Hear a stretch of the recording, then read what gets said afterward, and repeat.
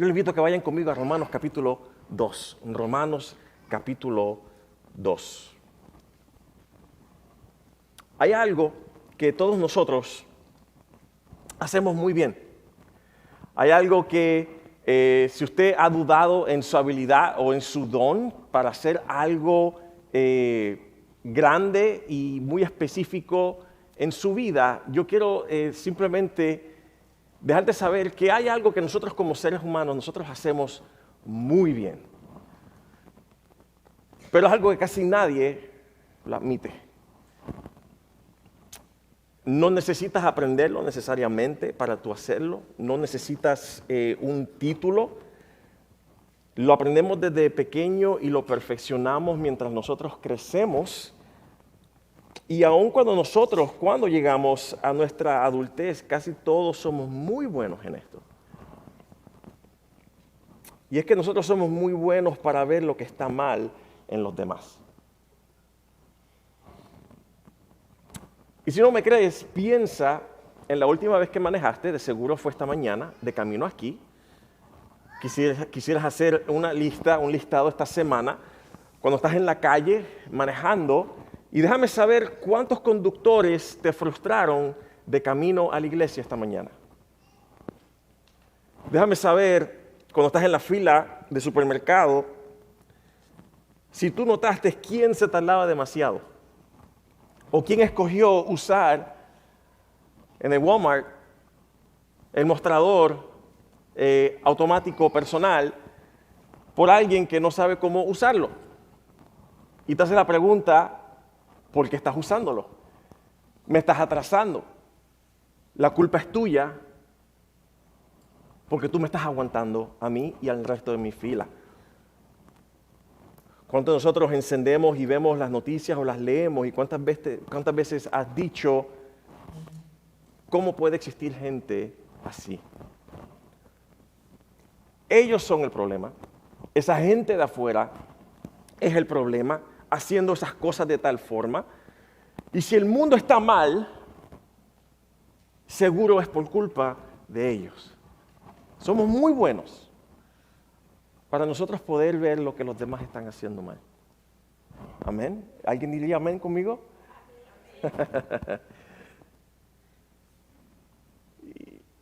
y si tú creciste en la iglesia como yo, por lo menos de muy temprana edad, o si llevas tiempo asistiendo a una iglesia, yo creo que este hábito puede disfrazarse muy bien. Lo podemos llamar discernimiento, podríamos quizás llamarlo una carga por el perdido. Podemos quizás hasta llamarlo una indignación santa por los demás.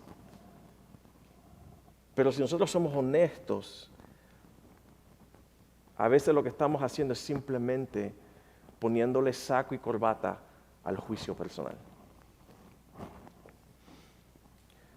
Pablo lleva todo el capítulo 1 de Romanos como un abogado en un tribunal.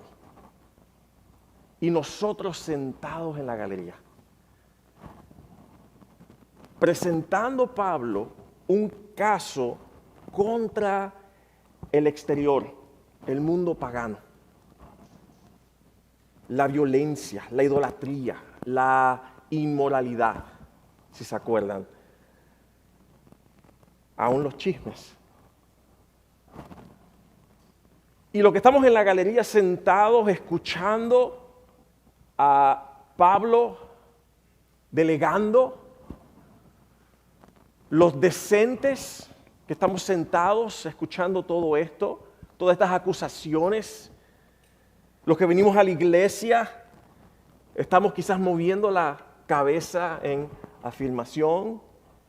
Y como quizás muchos bautistas, por lo menos sé, en el ámbito americano, quizás están algunos diciendo, preach it. Así es, Pablo, dile lo que están haciendo mal. Así se habla. Esa gente necesita escuchar lo que tú estás diciéndoles. Pero de pronto en el capítulo 2, Pablo hace algo que quizás nadie esperaba. Pablo se detiene, gira sobre sus zapatos, mira a los que están sentados, a los decentes, deja de señalar afuera y apunta el dedo directamente hacia nosotros.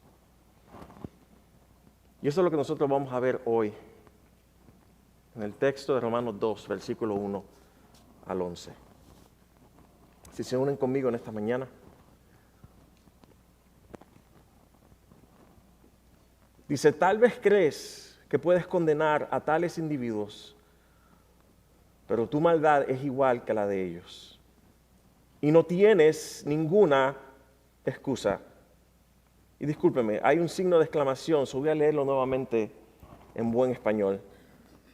Pero tu maldad es igual que la de ellos. Y no tienes ninguna excusa. Cuando dices que son perversos y merecen ser castigados, te condenas a ti mismo porque tú que juzgas a otros también practicas las mismas cosas. Y sabemos que Dios en su justicia castigará a todos los que hacen tales cosas. Y tú que juzgas a otros por hacer esas cosas, ¿cómo crees que podrás evitar el juicio de Dios cuando tú haces lo mismo? ¿No te das cuenta de lo bondadoso, tolerante y paciente que es Dios contigo? ¿Acaso eso no significa nada para ti?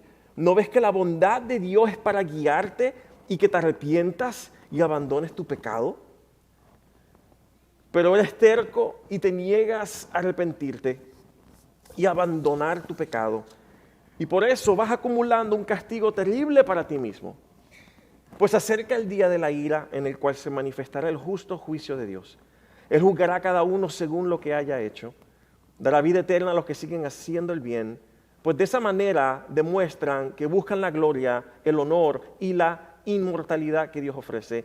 Pero derramará su ira y enojo sobre los que viven para sí mismos, los que se niegan a obedecer la verdad y en cambio viven entregados a la maldad. Habrá aflicción y angustia para todos los que siguen haciendo lo malo, para los judíos primero y también para los gentiles.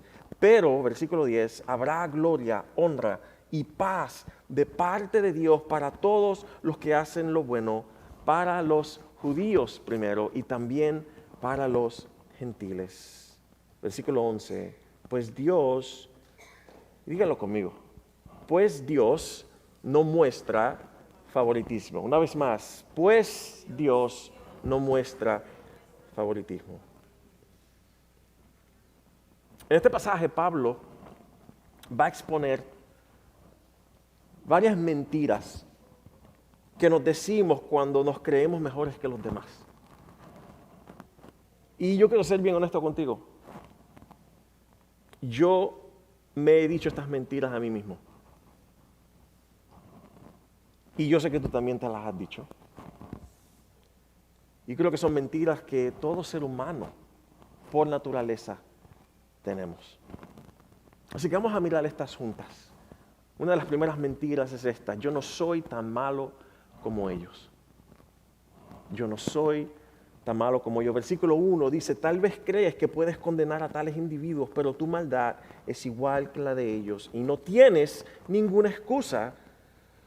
Cuando dices que son perversos y merecen ser castigados, te condenas a ti mismo porque tú que juzgas a otros también practicas las mismas cosas. Fíjate en lo que hace Pablo. Durante todo el capítulo 1, él habló en tercera persona. Si lees el capítulo de nuevo, ellos. Pero él cambia su tonalidad cuando llega al capítulo 2. Y vemos que él cambia de repente a la segunda persona, tú. Tal vez tú crees, aunque no está ahí, pero está parafraseado. Tal vez crees, hablando del tú, que puedes condenar a tal individuo, pero tu maldad es igual que la de ellos. Y tú no tienes ninguna excusa. Te condenas a ti mismo porque tú que juzgas a otros también practicas las mismas cosas. Pablo está hablando de tercera persona en el primer capítulo, ahora cambia a la segunda persona. Lo cual nos revela que él está hablando directamente, no con la gente externa, no con la gente afuera, no con los paganos, no con los que no conocen a Dios. Él está hablando a la iglesia. Él está hablando a los que están con él presentes escuchándolo. Y es como si Él pusiera el dedo en el pecho de cada persona del cuarto. Y yo creo que es como si Él pusiera el dedo en cada pecho que hay aquí adentro hoy. Y lo primero que Él dice es fuerte. Porque Él comienza con esto: no tienes excusa. Y si tú notas y te acuerdas y te suena familiar, es porque la misma frase es dicha en el capítulo anterior, en el versículo 20, cuando Él habla sobre el hecho de que Dios ha dado a conocer ciertas cosas a través de su creación y a través de lo que Dios ha mostrado a través de su creación, a través de evidencias visibles. Ellos no han dado a Dios la honra y no tienen excusa para no hacerlo. Capítulo 1, versículo 20, cuando Él dice, no tienen ninguna excusa para no conocer a Dios, no hay un nosotros los buenos y un ellos los malos. Él está usando la misma palabra en su origen para describir la acusación contra ambos. Pero aquí viene lo que más duele. Pablo dice que cuando tú juzgas a otra persona, tú te estás condenando a ti mismo.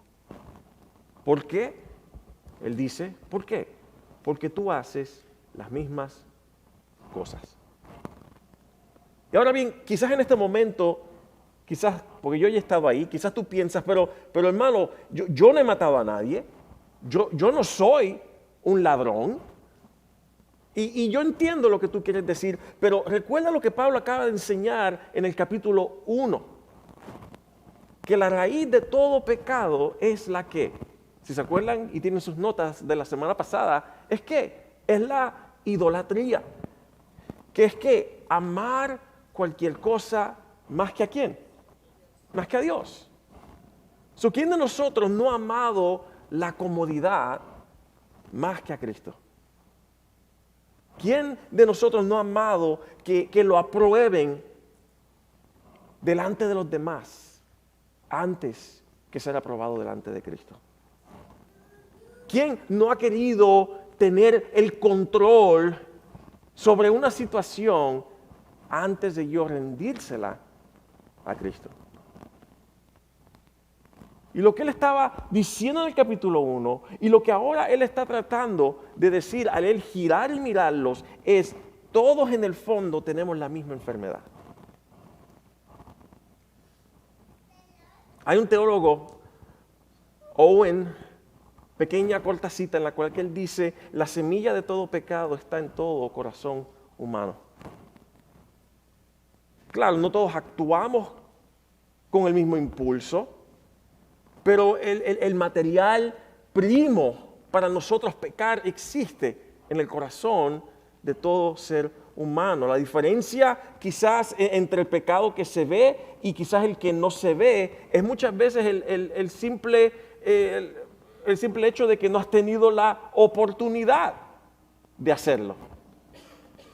Pero alguien mencionó una vez que si alguien pudiera conectarte un cable de video a tu cerebro y mostrar en un lugar público las cosas que tú has pensado aún en la última hora, yo estoy seguro que todos aquí saldrían de este lugar.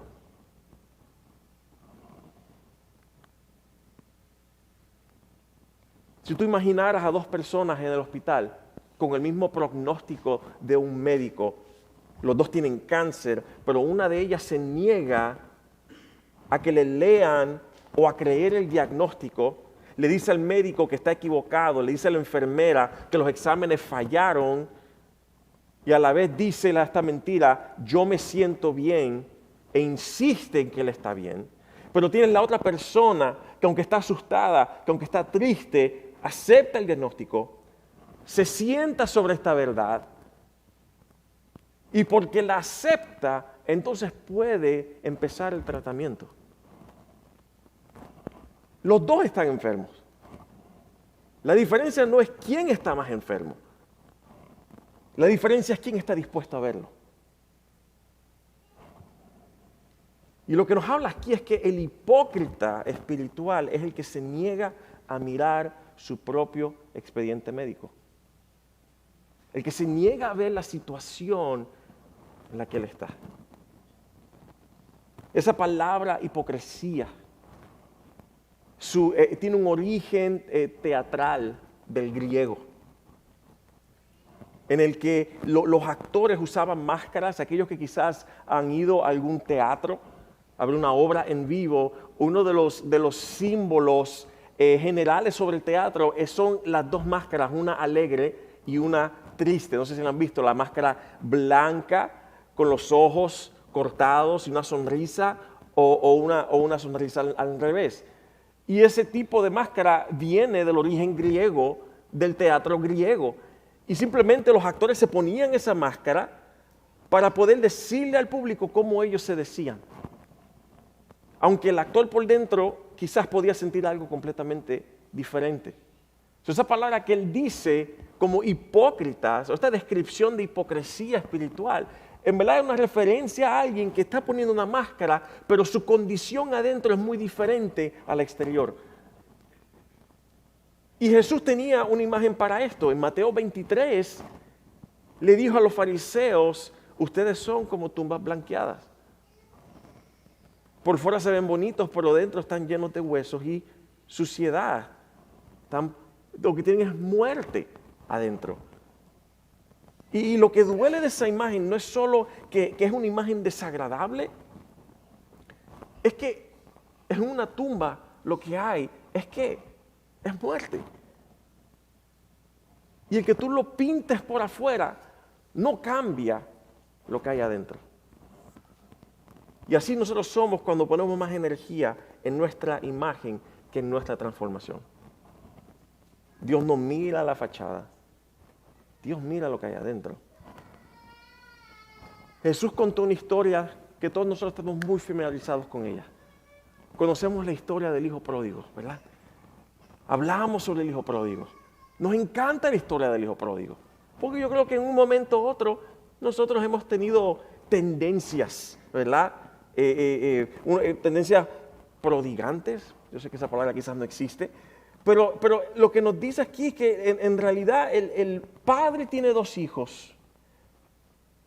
Y yo creo que la realidad es que muchos de nosotros nos parecemos más al hijo mayor que al menor.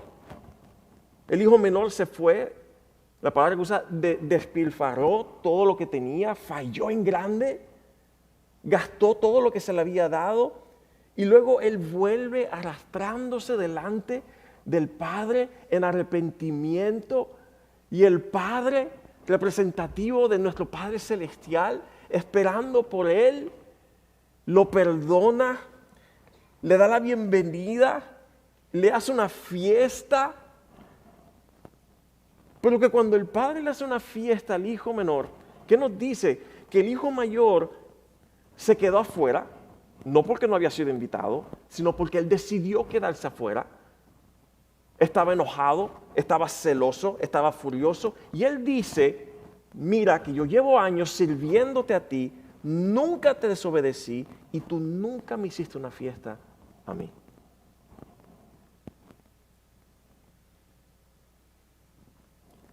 Y ese hijo no ve que su enojo, su celo, su contabilidad de méritos, contar todas las cosas buenas que había hecho, eso era la medida que él estaba usando, no el amor del Padre por él. Era la medida de sus logros, lo que yo he hecho por el Padre. Que tú no me has hecho esto a mí, no has hecho esto por mí. Yo he tenido, y creo que el Padre le dice a él: pero tú has tenido todas estas bendiciones. Y tú estás celoso de que yo he mostrado gracia a otro. Esa necesidad de ser reconocido como el bueno, y nuestra necesidad también, hermanos y hermanas, de ser reconocidos como gente buena, también es una forma de pecado. Es un pecado más difícil de ver, pero sigue siendo pecado. Pablo dice: cuidado cuando juzgas a otros, porque el mismo estándar que usas para juzgarlo, Dios lo usará para juzgarte a ti. Romanos 3:23 nos da el veredicto a todos.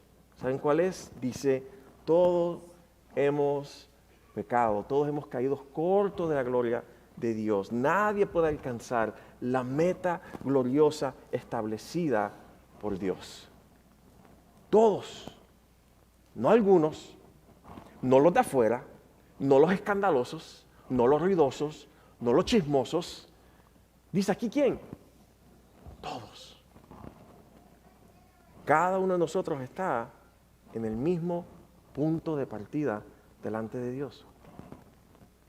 ¿Y cuál es ese? Que todos estamos necesitados de gracia. La segunda mentira que muchas veces nos decimos es esta: Dios es demasiado bueno para juzgarme a mí. Yo creo que ese quizás es el lugar donde llegamos.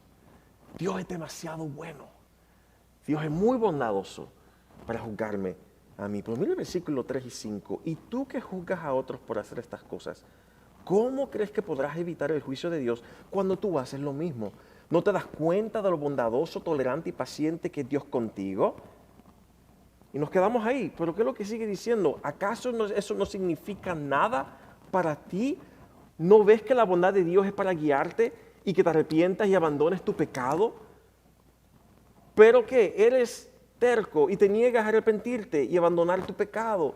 Por eso vas acumulando un castigo terrible para ti mismo, pues acerca el día de la ira en el cual se manifestará el justo juicio de Dios. Yo creo que esta segunda mentira es más peligrosa porque suena espiritual. La lógica más o menos va así: Dios es amor, Dios es paciente, Dios me conoce, Dios me ama, así que Él no me va a juzgar de verdad. Y lo extraño es que cada parte de lo que yo dije es cierto.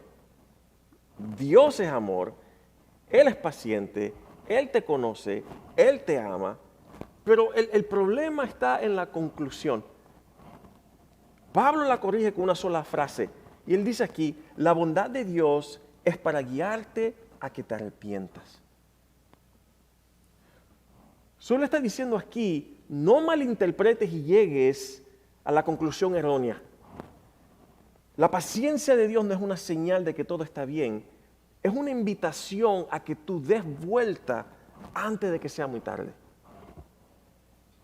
El propósito de la bondad de Dios es transformación, no aceptación.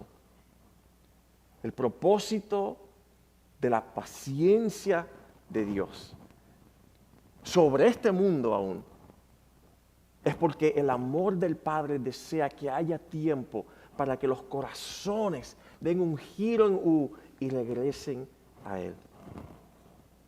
No malinterpretes la bondad de Dios, su tolerancia, con aceptación de lo que tú estás haciendo en tu vida, que va en contra de Él. Cuando Dios es paciente con tu pecado, Él no está diciendo no pasa nada. Él está diciendo: yo te amo demasiado para rendirme y aún tú estás a tiempo de volver. Y cuando nosotros usamos esa paciencia como excusa para nosotros no cambiar, lo que estamos haciendo es que estamos malentendiendo por completo lo que Dios está haciendo. ¿Y cuántas veces nosotros quizás hemos enseñado desde aquí que cuando Dios nos salva, Él nos pone, nos posiciona en una relación correcta con Él? Podemos fallar, vamos a fallar, vamos a tropezar. Muchos de nosotros comenzando nuestra jornada, estamos, como decimos, estamos cruditos, ¿verdad? Estamos crudos en la carne, ¿verdad? La chuleta cruda, la carne cruda, estamos aprendiendo. Pero la relación que tenemos con Dios no cambia. Si verdaderamente Dios nos ha salvado, somos salvos en verdad, dice la palabra de Dios. Amén. Nos enfatiza: ¿qué nos separará del amor de Dios? Y la contestación larga pero corta es esta: nada. Pero muchos ven eso como, muchos no pueden reconciliar eso. No, yo necesito saber que si yo fallo, yo pierdo esa salvación. Y sin embargo, nosotros, no, y dice, porque si eso es verdad, entonces yo puedo hacer lo que me dé la gana. Mi mentalidad me lleva al punto de decir, yo puedo hacer lo que me dé la gana porque sé que Dios ya me salvó. Y digo yo, esa lógica no la aplicamos a más nada. Yo amo a mi esposa. Si pensamos en un matrimonio, imagino un esposo que sabe muy bien que su esposa es una esposa perdonadora, que tiene un corazón generoso, que no guarda rencor, y él toma ese conocimiento no para amarla a ella, no para amar más a su esposa por conocer esos atributos de ella, sino como una escapatoria. Yo sé que me va a perdonar, así que no importa lo que yo le haga a ella. No llegamos a esa conclusión con nadie más que con Dios. Y es lo que él está diciendo aquí, es lo que Pablo quiere que nosotros sepamos también. ¿Cómo llamamos a eso? No lo llamamos un matrimonio, no, lo llamamos abuso de la confianza de alguien. Y Pablo dice que hacer lo mismo con la gracia de Dios, abusar la gracia de Dios, es exactamente eso. Es tomar un regalo hermoso y usarlo como excusa para yo seguir haciéndole daño a él. Y mira lo que pasa cuando hacemos esto. Pablo dice en el versículo 5 que estamos acumulando un castigo terrible para nosotros mismos. La palabra que usa Pablo aquí originalmente en acumular castigo, la palabra en griego es la misma palabra que se usa para tesoro. Estás atesorando, estás guardando, estás acumulando. Lo único es que no estás acumulando riqueza, sino juicio. Es una imagen fuerte y debe de sentirse el peso de esto.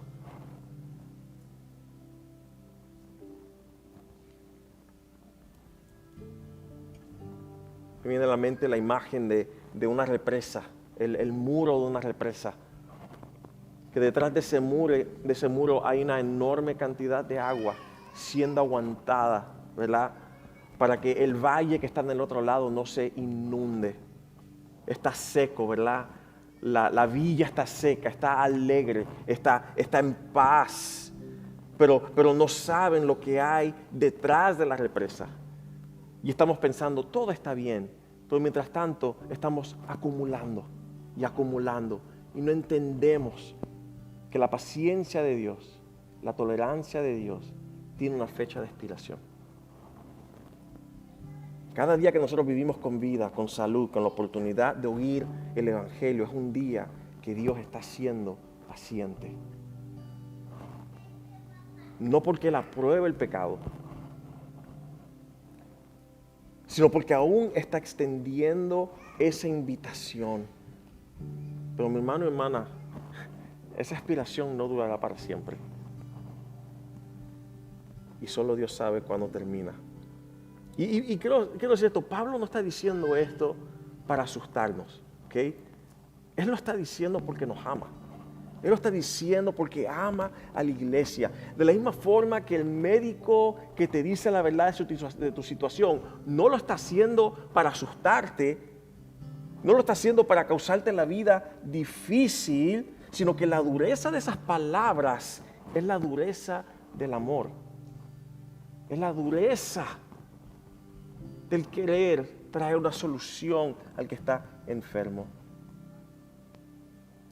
Y quizás nosotros hacemos la pregunta, pero si yo cometo un pecado, ¿no me perdona Dios? Sí, 1000 veces sí. Claro que sí. El Romano es una carta sobre la gracia de Dios. Gracia inmerecida de parte de Dios. Pero hay una diferencia muy grande entre la persona que cae, que lo siente y corre a Dios avergonzado y confiado, y la persona que peca a propósito porque calculó que la gracia lo va a cubrir. La primera persona conoce la gracia. La segunda está usando la idea de la gracia sin haberla recibido de verdad. Porque cuando Jesús transforma un corazón, verdaderamente transforma el corazón, ese corazón deja de estar cómodo con el pecado. No se vuelve perfecto, pero no es un corazón que piensa, ahora yo puedo hacer lo que quiera, sino que piensa, Dios me amó lo suficiente para enviar a su Hijo por mí y ahora yo quiero vivir diferente. Amén. Romanos capítulo 6, versículo 1 al 2 dice, ¿debemos seguir pecando para que Dios pueda mostrarnos más y más su gracia maravillosa? La respuesta rotunda es que no, por supuesto que no. Nosotros hemos muerto al pecado, entonces, ¿cómo es posible que sigamos viviendo en el pecado? La bondad de Dios no es un pase libre para yo pecar, es una mano extendida que simplemente le está diciendo, da vuelta, vuelva a casa. Hay algo mucho mejor para ti que lo que este mundo te quiere dar. Y esto nos llega a la última mentira que quizás nos creemos. Y es mi historial religioso me pone en otra categoría. Mi trasfondo. Romanos 2, versículo 6 dice, Él juzgará a cada uno según lo que haya hecho. Versículo 11, pues Dios no muestra favoritismo. Yo creo que esta tercera mentira es la que más nos toca a lo que nosotros estamos, los que estamos dentro de la iglesia. Los creyentes judíos de Roma tenían un historial, tienen una historia espiritualmente rica, debe de ser una historia espiritual enorme, ¿verdad? Dios los había elegido como pueblo. Hace poco fuimos por el libro de Génesis, deberíamos de entender la inmensidad de esta promesa. Él les había dado su ley, Él les había dado su pacto, Él les había dado sus promesas. Su linaje venía ¿de quién? De Abraham, de Moisés, de David. Ellos tenían las escrituras. Era algo real, era algo grande. Pero tomaron esa historia y la convirtieron en una idea muy errónea. Somos su pueblo, de seguro Dios nos tratará diferente. Tenemos licencia para hacer lo que queramos. Y Pablo, con amor, pero sin darle rodeo, él dice no. Yo creo que esa misma lógica aparece de otras maneras. Y quizás alguna te suene familiar. Mis papás son cristianos, llevo toda la vida en la iglesia. Fui bautizado de niño, hice mi profesión de fe a los 12 años. Quizás tú dices, soy una persona decente, no le hago mal a nadie, he conocido el evangelio toda mi vida. Pero Pablo dice, esa historia es hermosa, es bella, qué bueno, Dios te bendiga por eso, mi hermano y mi hermana, pero esa historia no es una licencia, esa historia tuya es un regalo. Es un regalo, no es una garantía, no es un boleto de entrada.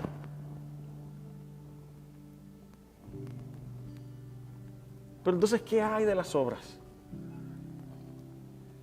Me estás diciendo que mis obras no me ganan la salvación, pero aquí dice que las estoy acumulando como juicio. Pablo dice que Dios juzgará a cada uno según lo que haya hecho. Pero en otros lugares dice que somos salvos por fe, no por obras. ¿Cuál de las dos es? Y la contestación es esta. Son los dos. Son los dos. Y no se contradicen. Escúchame bien. Somos salvos por la obra de Cristo, pero seremos juzgados según nuestras obras. Escúchame bien. Somos salvos por la obra de Cristo, pero nosotros somos juzgados según nuestras obras.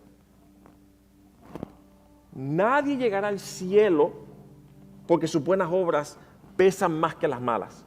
¿Ok? ¿Por qué? Porque eso sería salvación por méritos. Y el Evangelio nos dice que así no es como esto funciona.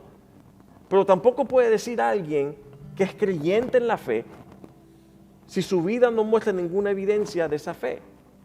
No puedes decir yo soy creyente, yo creí en esa fe, si tu vida no da fruto de esa fe. Las obras no producen salvación, pero sí muestran si la salvación es real. El estándar de Dios, ¿sabe cuál es el estándar de Dios? Justicia perfecta. justicia perfecta.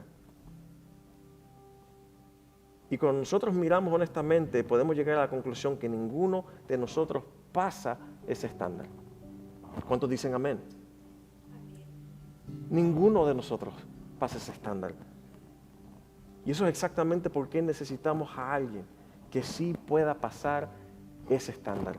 Romanos 3, 20, 22 dice: nadie llegará jamás a ser justo ante Dios por hacer lo que la ley manda. La ley sencillamente nos muestra lo pecadores que somos. Dios nos hace justos a sus ojos cuando ponemos nuestra fe en Jesucristo. Y eso es verdad para todo el que cree, sea quien fuere. Tu historia en la iglesia, tu historia en tu vida pasada, tu historia dentro de la iglesia, no te salva. Disculpe si eso te causa, le has creído eso a otra persona y te está causando un poquito de realización fuerte ahora mismo. Tus años de asistencia, este año 2025 yo no me perdí un solo domingo. Yo estoy contento por ti, pero eso no te salva. El hecho de que tu apellido aparezca en el directorio de la iglesia como miembro no te salva.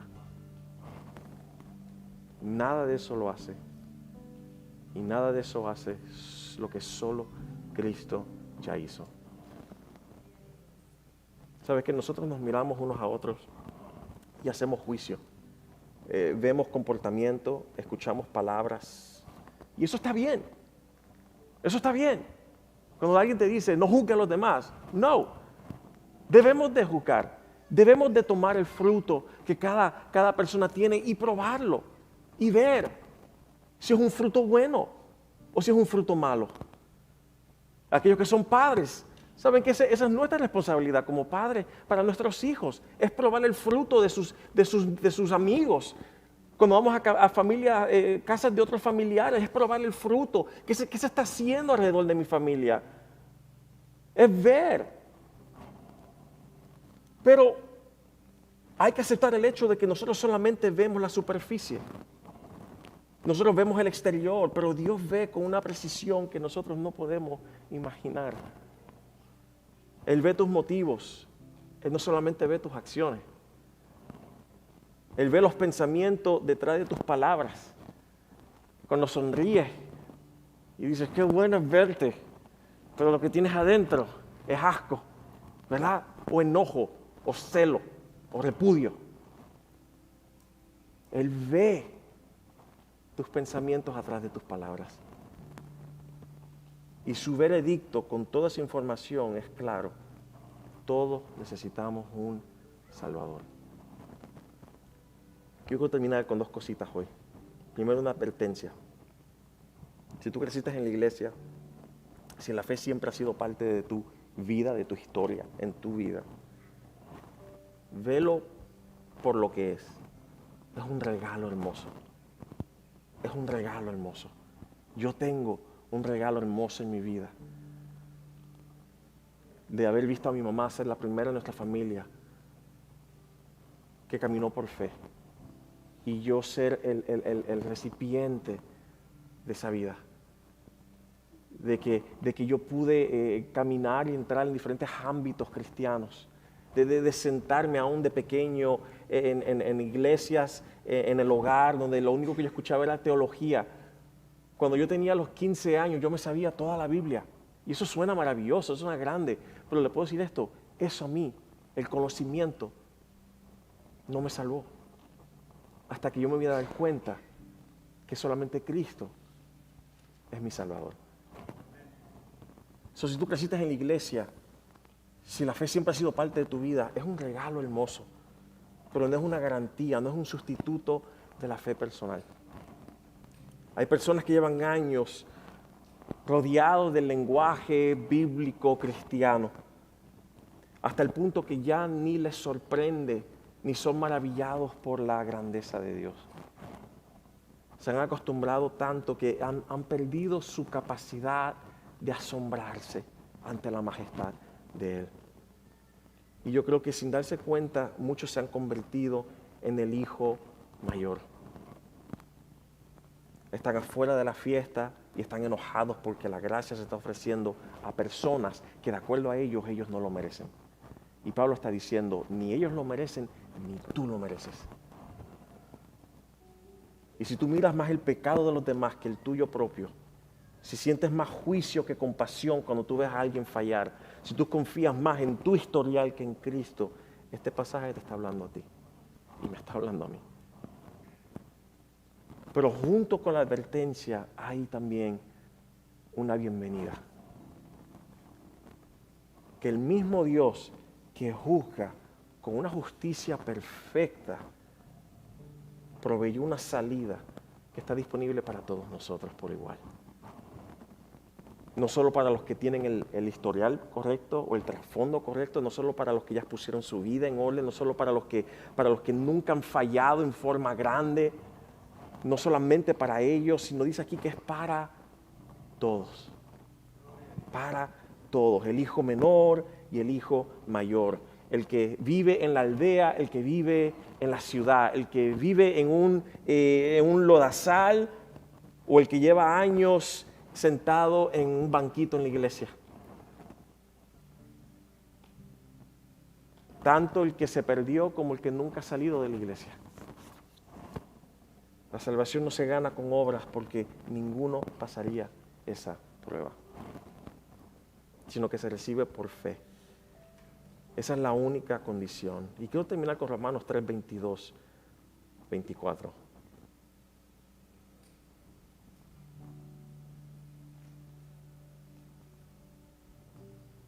La salvación se recibe por fe. Jesucristo vivió esa vida perfecta que nosotros no podemos vivir. Él cargó el juicio que nosotros merecíamos y Él ofrece su justicia como su regalo sobre nosotros. Él nos viste de su justicia. Romanos 3, 22, 23 y 24 dice, Dios nos hace justos a sus ojos cuando ponemos nuestra fe en Jesucristo. Esto es verdad para todo el que cree, sea quien fuere. Pues todos hemos pecado. Nadie puede alcanzar la meta gloriosa establecida por Dios. Sin embargo, diga conmigo, sin embargo. Dígalo conmigo, sin embargo.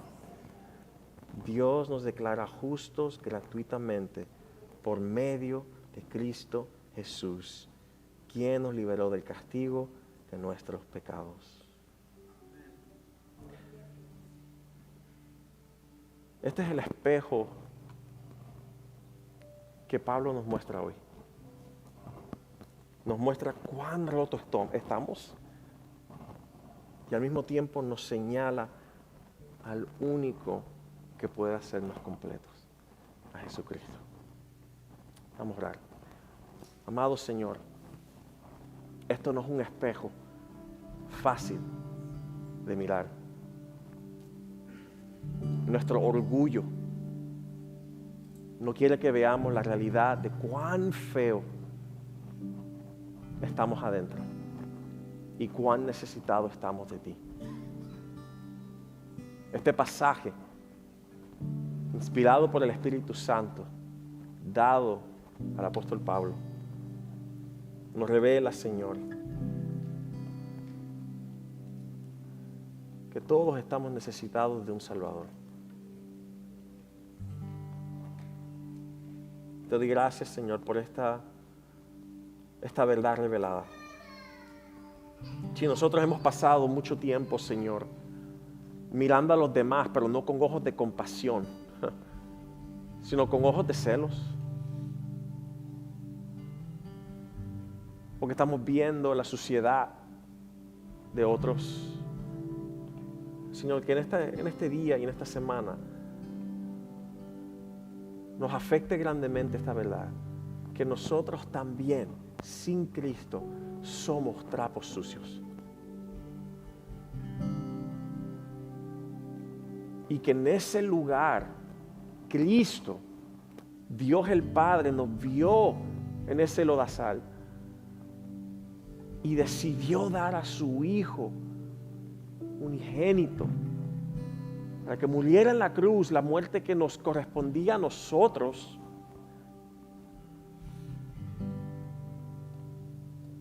para que todo aquel que en Él crea